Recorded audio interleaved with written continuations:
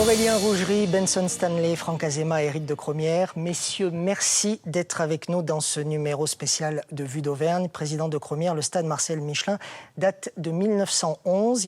Vous connaissez bien, vous, la manufacture Michelin. Comment expliquez-vous, à l'époque, la volonté de ses dirigeants d'aller précisément vers le rugby ? Je ne pense pas que Marcel Michelin, au départ, avait l'intention d'aller vers le rugby. Je crois qu'il avait choisi 3 sections, le rugby, le football et l'athlétisme. Et petit à petit, effectivement, il s'est davantage orienté vers le rugby, à tel point que Geoffroy Guichard, quand il a lancé Saint-Étienne, ou les activités sportives à Saint-Étienne, en 1931, je crois une vingtaine d'années après, s'est spécialisé dans le football parce que Michelin était spécialisé dans le rugby et c'était déjà préempté. Aurélien, racontez-nous la première fois que vous êtes arrivé ici au Michelin. Était-ce avec vos parents déjà pour commencer ? Oui, c'était avec mes parents, indéniablement, c'est sûr. Puisque mon père jouait ou était en fin de carrière, donc je ne sais plus s'il joue encore. J'ai pas trop de souvenirs de l'avoir vu trop sur le terrain. Mais en tout cas, j'ai beaucoup de souvenirs étant plus jeune. Dans les tribunes, pour regarder les matchs de l'équipe première, on se faisait un plaisir avec les copains de monter au premier étage de la tribune pour regarder les matchs. Et vous rêviez d'être un jour sur la pelouse ? Non, on rêvait pas forcément à cet âge-là. On avait 8-12 ans, voilà, c'était dans cette tranche d'âge, mais on rêvait pas forcément d'être à leur place. Mais en tout cas, c'était un spectacle pour nous. On était vraiment intéressés et attentifs à ce qui se passait. L'impression que vous avez ressentie la première fois que vous êtes arrivé au Michelin, est-ce que vous la retrouvez toujours quand vous êtes sur la pelouse On la retrouve toujours, oui, parce que bon, moi, quand j'étais là, c'est vrai qu'il n'y avait pas la tribune Auvergne, c'était la tribune en bois, donc il y avait déjà cette impression d'immensité. C'était un truc énorme pour nous, gosses. Voilà, on était là et toujours avec l'évolution et les travaux qu'ont réalisé le club, c'est vrai qu'il y a toujours cette impression quand on rentre dans le stade. On va parler des travaux dans un instant. Benson, vous êtes comme Aurélien un des moteurs de cette équipe ASM Clermont-Auvergne. Vous êtes arrivé au club en 2012. Vous avez été formé en Nouvelle-Zélande, c'est votre pays. Vous en avez vu des stades un peu partout dans le monde.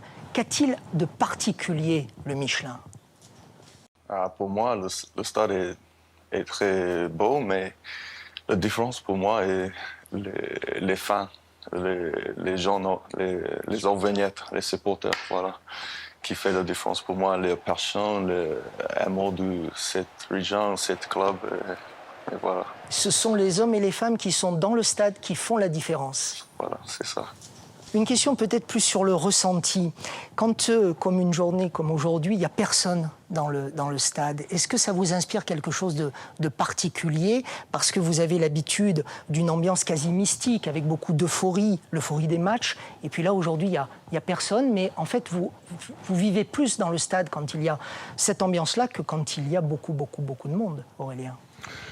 Oui, parce qu'on est là au quotidien, on s'entraîne tous les jours, donc forcément on voit ce stade plus souvent vide que plein, mais quel plaisir quand il est plein et quand l'ambiance est là, quand le stade bouillonne, ça c'est la grosse différence et c'est ce qui nous fait aller chercher un peu dans nos tripes et ce qui nous transcende, ce qui nous permet de trouver l'inspiration, certainement aussi. Voilà, c'est quand le stade est un peu vide comme ça, on s'entraîne, mais on n'aime pas trop y traîner non plus, parce que il y a un manque, il y a quelque chose qui, quand on a connu l'ambiance des week-ends, il y a quelque chose qui nous manque quand il est vide. Oui, mais même vide, il a une certaine âme. Hein.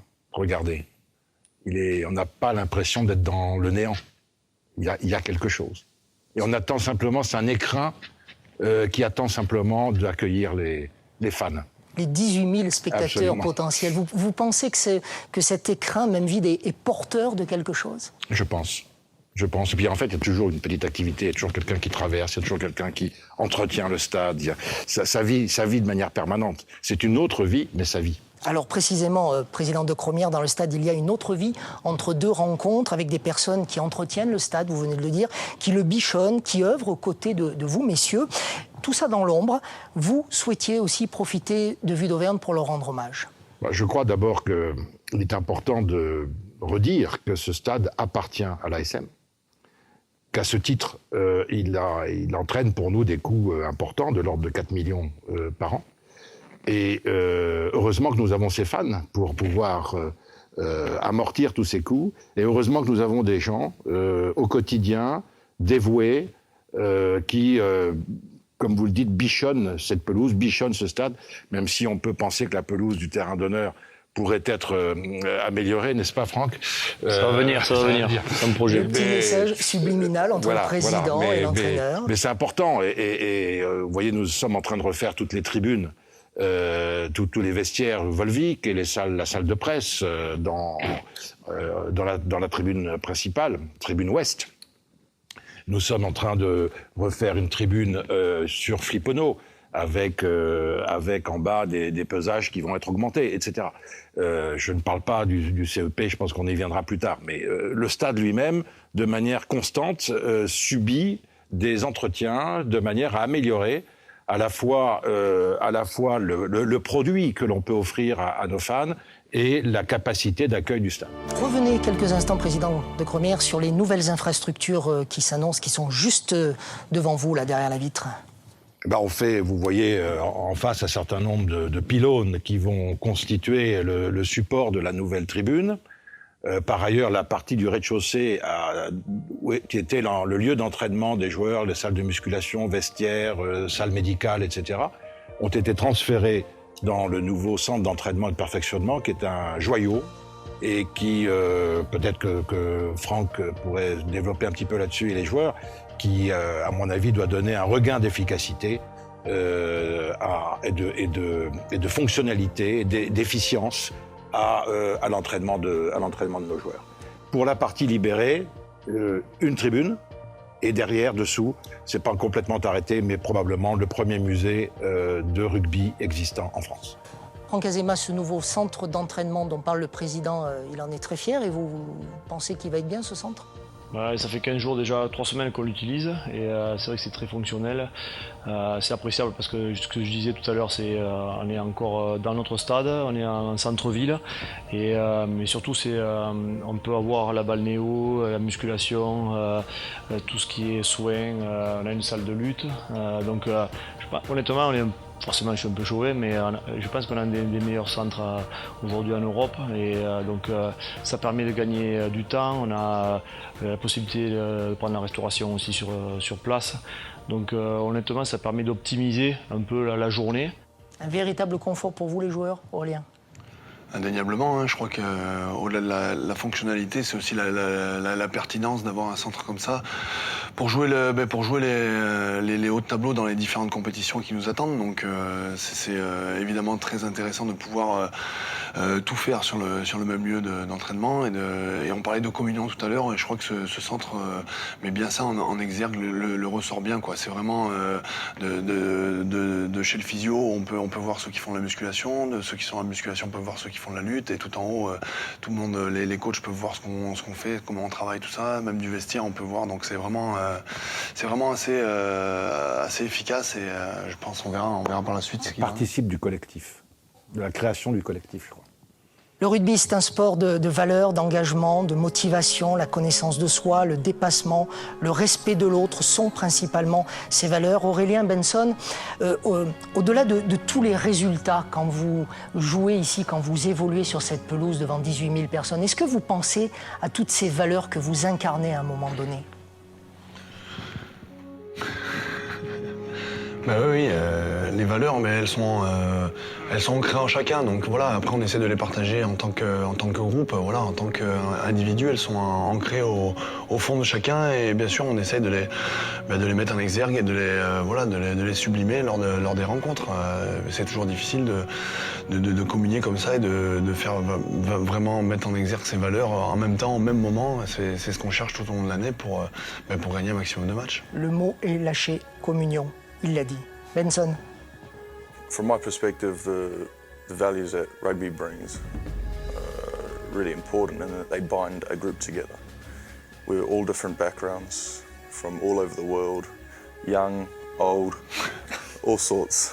But the value of rugby and the values that we have are what we bring us together, and we need to bind together in order to move forward and win. Et Aurélien est content d'être venu. C'est ça. Être ensemble et travailler ensemble.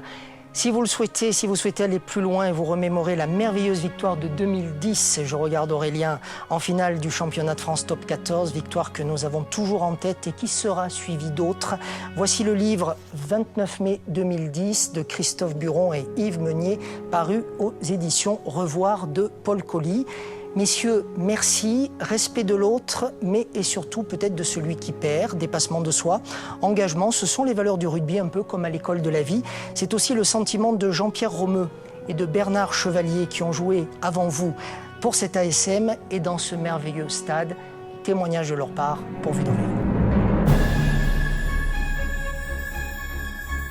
Le stade Marcel Michelin, déjà il y a ses supporters, les gens qui sont très près. Dans des salles, il y a des pistes, nous, les gens sont très près. Il est mythique aussi parce que l'Auvergnat est connaisseur de rugby depuis très longtemps. Les gens, l'Auvergnat ne parle pas beaucoup, mais si vous voulez, et puis il aime son club. Et maintenant, c'est toute la région qui aime l'ASM. Donc, si vous voulez, c'est les gens qui viennent jouer ici, après le match, même maintenant, les jeunes joueurs, ils nous disent quelle ambiance, c'est formidable. Et on est le seul stade, quand l'équipe arrive devant les vestiaires, ils se font applaudir, n'importe quelle équipe. Et ça, c'est rare dans le rugby, actuellement. Ah, les valeurs, vous savez, c'est différent à exprimer, vous savez. Chaque élément l'exprime de son cœur avant tout, et chacun fait de son mieux. Et j'ai toujours critiqué ceux qui ne faisaient pas leur partie. Naturellement, il y a des hauts et des bas, on ne peut pas leur reprocher. Il faut en fonction. Moi, j'ai connu des bons gars, des bons garçons qui ont joué contre moi. Eh bien, ils faisaient le maximum, mais sans méchanceté. Le jeu de cœur avant tout.